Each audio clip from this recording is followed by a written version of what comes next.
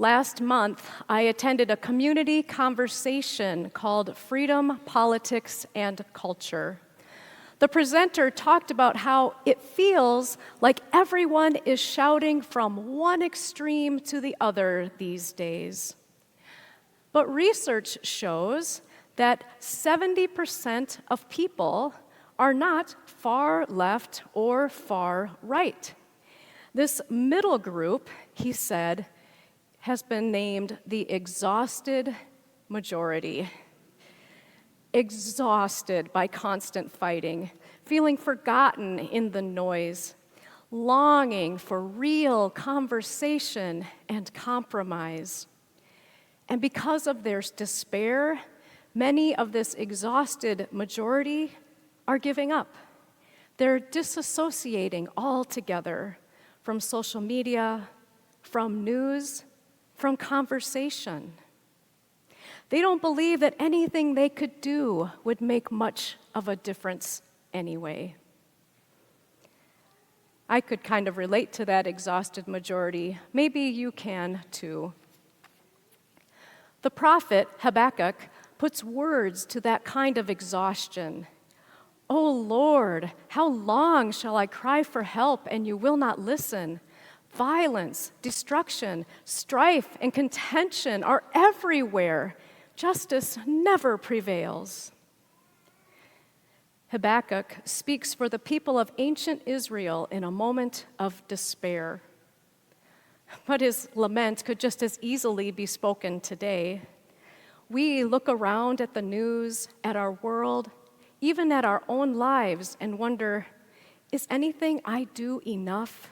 Can my little bit of faith really make a difference?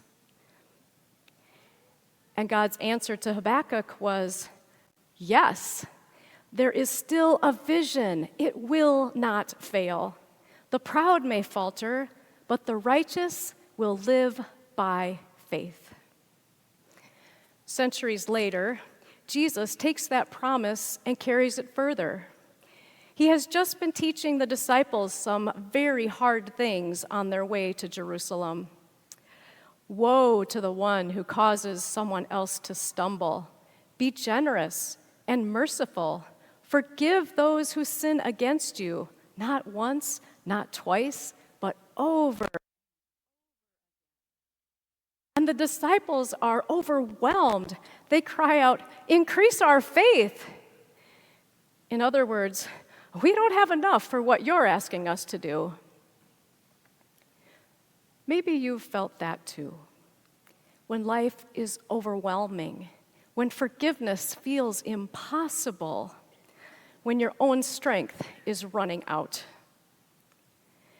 And Jesus' reply is not what the disciples expected.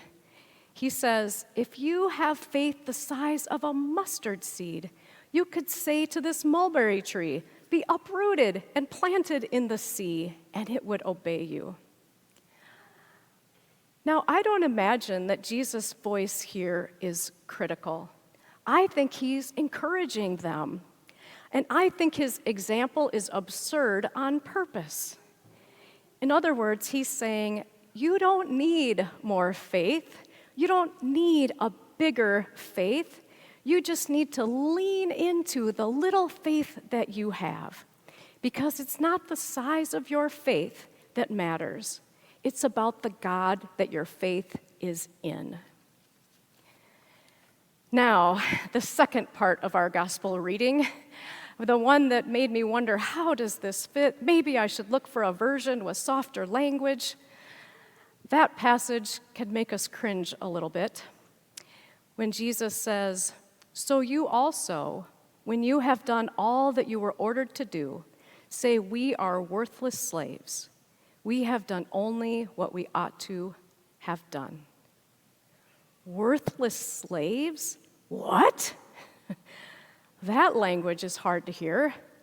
It grates on our ears, especially because of the real history of slavery, including in our own nation.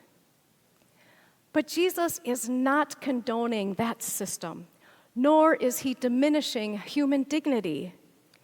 The word worthless here could also be translated unmeritorious. That's kind of clunky. So, in other words, it's a person to whom nothing is owed. So, it's not about being trash or without value. It's about not doing things for recognition or reward. It's about humility. Think of it like this. When a humble person receives praise for something that we admire, they're often surprised and uncomfortable, and they say things like, "Oh, I don't deserve any special praise for that," or "You don't owe me anything in return. I just did my job," or "I just did what needed to be done." That's the spirit that Jesus is lifting up. A life lived not for applause or credit, but out of simple, faithful love. And here's the surprise. When you let go of recognition and ego, there's freedom. You don't have to strive for enough. No more comparing yourself to others. You can simply lean into the faith you already have and let God do the growing.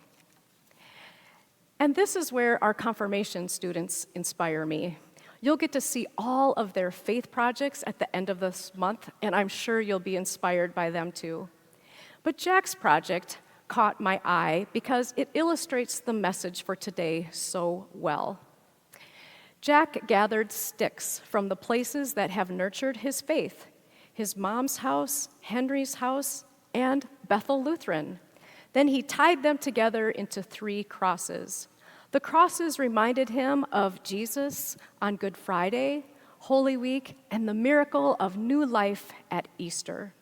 He planted grass seed, and with time, sunlight, and water, new life sprouted up. That grass represents growing in faith.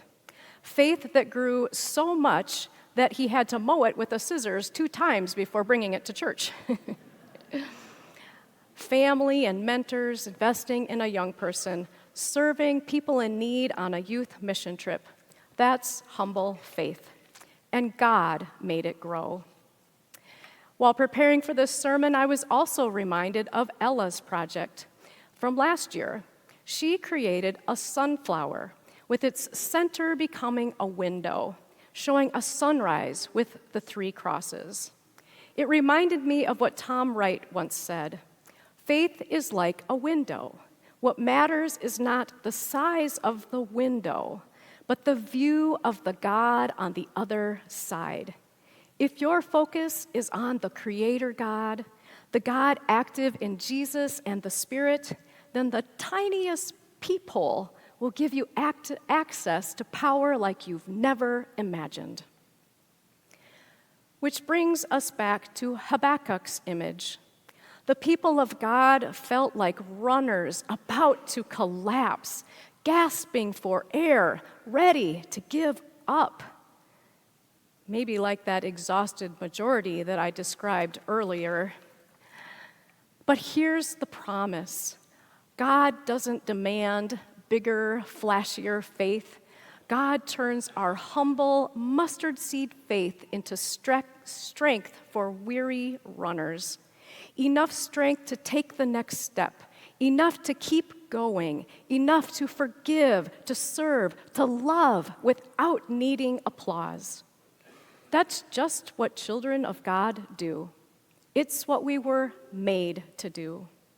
So when we are generous, merciful, forgiving, and loving, it feels like coming home. When we are generous, merciful, forgiving, and loving, others can find a home too. Might we just dare to believe that God will heal divides, bring about peace, and open up conversation when the righteous live by faith? People of God, there is still a vision.